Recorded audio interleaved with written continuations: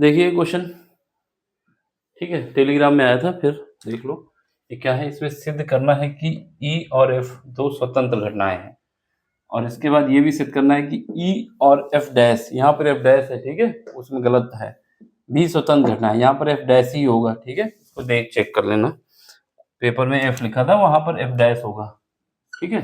चलो, सबसे पहले अगर दो घटनाएं स्वतंत्र हैं, जैसे एक घटना ए है, दूसरी एफ है, तो स्वतंत्र घटना के केस में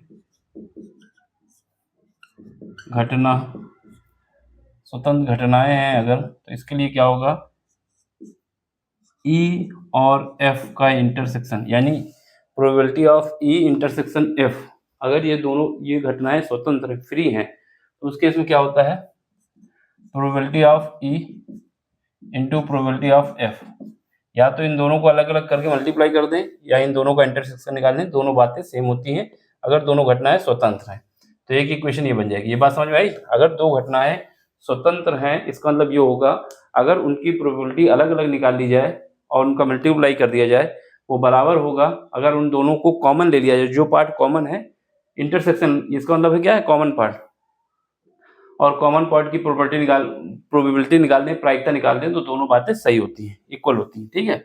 चलो, एक तो ये हो गया। दूसरा, अगर हमारे पास दिया हुआ है, जैसे दिया हुआ है क्या, ये हमें सिद्ध क्या करना है, सिद्ध ये करना है कि हमारे पास जो घटना ई है और इंटरसेक्शन एफ डैश है, इसकी जो प्रोबेबिलिटी होगी, ये लिखा हुआ एफ डैश है यहाँ पर, ये क्या होना चाहिए, ये भी हमारे पास अगर स्वतंत्र है तो ये बराबर क्या आनी चाहिए, अगर ये भी क्योंकि ये घटना स्वतंत्र है तो ये भी स्वतंत्र है, इसके लिए क्या होना चाहिए, प्रोबेबिलिटी ऑफ ई और प्रोबेबिलिटी ऑफ एफ डैश बराबर आनी चाहिए। तो ये इक्वेशन नंबर सेकंड हम मान लेते हैं। ये हमको सिद्ध करके दिखाना है कि ये दोनों बराबर आ रहे हैं, ठीक है। तो इसके लिए कंडीशन सेटिस्फाई होनी चाहिए, ठीक है। अगर ये क्या है, स्वतंत्र घटना है, जैसे इसमें बोला है ई और एफ स्वतंत्र है, तो उसके लिए ये कंडीशन होती है। अब बोल रहा है कि ये भी स्वतंत्र है, तो उसके लिए ये कंडीशन सेटिस्फाई होनी चाहिए, यानी इन दोनों के इंटरसेक्शन की प्रोबेबिलिटी ई और एफ डैश की क्या आनी चाहिए, probability of F into probability of F dash. अब सुनो, यहाँ पर देखो, अगर हमारे पास कोई घटना होती है, जैसे प्रोबेबिलिटी ऑफ एफ, और कोई घटना नहीं होती, यानी एफ डैश, ये क्या है, एफ के विषय में बता रहे हैं, ठीक है। इन दोनों का योग कितना होता है, 1 होता है। हमेशा याद रखना, किसी काम का होना और किसी काम का ना होना, इसकी जो संभावना होती है, इन दोनों का सम 1 होता है। तो ये भी याद रखना है, प्रोबेबिलिटी ऑफ एफ और probability of F dash. F dash का मतलब है किसी काम का ना होना, इन दोनों का सम कितना होगा, 1 होगा। ऐसा क्यों कर रहे हैं, ई का भी निकाल सकते थे, लेकिन हमें एफ डैश पे ही चाहिए, इस वजह से ये काम हो रहा है, ठीक है। तो यहाँ से याद रखना कि अगर हमारे पास कहीं पर ऐसी कंडीशन आ जाती है कभी, F dash 1 minus probability of F, तो इसका भी यूज होगा, इस वजह से हम पहले ही निकाल के धर दिए हैं, ठीक है। तो ये हो जाएगा कंडीशन। अब चलो, अब हमारे पास क्या है, जो सिद्ध करना है उसका राइट हैंड साइड ले लो, जो सिद्ध करना है उसका राइट हैंड साइड, ये क्या है, probability of E intersection probability of F dash. Venn diagram देखो, यहाँ पर हमारे पास क्या है, ये स्वतंत्र घटना ई है, और ये घटना क्या है, ये घटना एफ है, ठीक है। और जो कॉमन पार्ट है, ये क्या है, दोनों का इंटरसेक्शन है, ये क्या है, ई इंटरसेक्शन एफ है। अब हमें क्या चाहिए, हमें चाहिए प्रोबेबिलिटी ऑफ, ऐसी घटना चाहिए ई हो और एफ ना हो, घटना ई तो हो लेकिन एफ ना हो।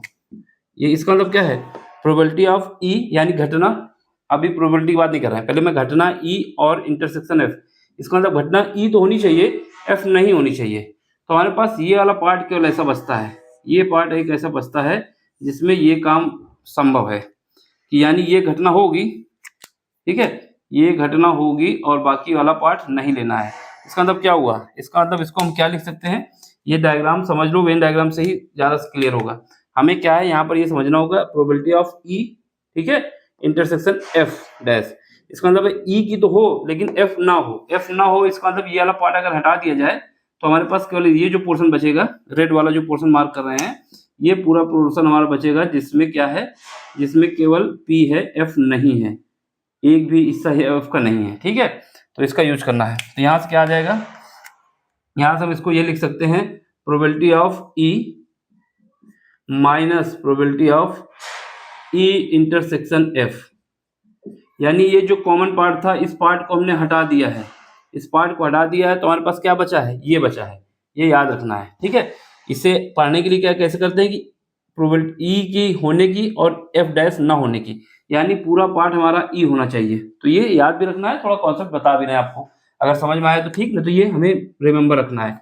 रिमेंबर रखने की कोई होती नहीं है, ई होना चाहिए एफ नहीं होना चाहिए, तो ई वाला पार्ट हमने ले लिया है केवल और एफ वाला हटा दिया है, ठीक है, जो कॉमन था वही हटा दिए। अब यहाँ पे देखो इसके लिए क्या बताए हैं, समीकरण नंबर 1 देखो, इसकी जगह क्या लिख सकते हो, ये दोनों लिख सकते हो। तो समीकरण नंबर 1 से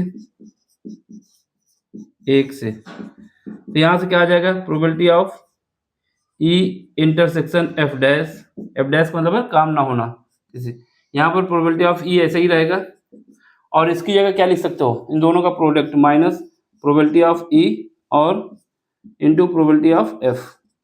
अब यहाँ से ई कॉमन ले लो, जब ई कॉमन ले लोगे प्रोबेबिलिटी ऑफ ई अगर कॉमन आ जाती है, यहाँ बचता है 1 माइनस प्रोबेबिलिटी ऑफ एफ। अब यहाँ पर समीकरण नंबर इसमें देखो कौन सा समीकरण है, समीकरण नंबर 3 है, तो लिखोगे यहाँ से क्या है, probability of E intersection F dash समीकरण नंबर 3 से अब 3 से करोगे तो क्या आएगा, यहाँ पर प्रोबेबिलिटी ऑफ दिख रहा है ना, नीचे आ रहा है, probability of E intersection F dash is equal to क्या आ जाएगा, ये हमारे पास क्या है प्रोबेबिलिटी, ये तो ऐसे ही लिख दो और इसकी जगह पे क्या लिख सकते हो, इसकी जगह पे समीकरण नंबर 3 से ये लिख सकते हो, और यही हमको सिद्ध करना था। यही क्या आ गया, इसका मतलब क्या हुआ, इसका मतलब ये हुआ कि ई और एफ डैश दोनों स्वतंत्र घटनाएं हैं, दोनों स्वतंत्र घटनाएं हैं, जो हमें प्रूव करना था वो आ गया। देख लो, स्क्रीनशॉट ले लो, सिंपल से समझाया है, अगर नहीं समझ में आया तो वीडियो दोबारा देखना, फिर समझ में आ जाएगा, ठीक है।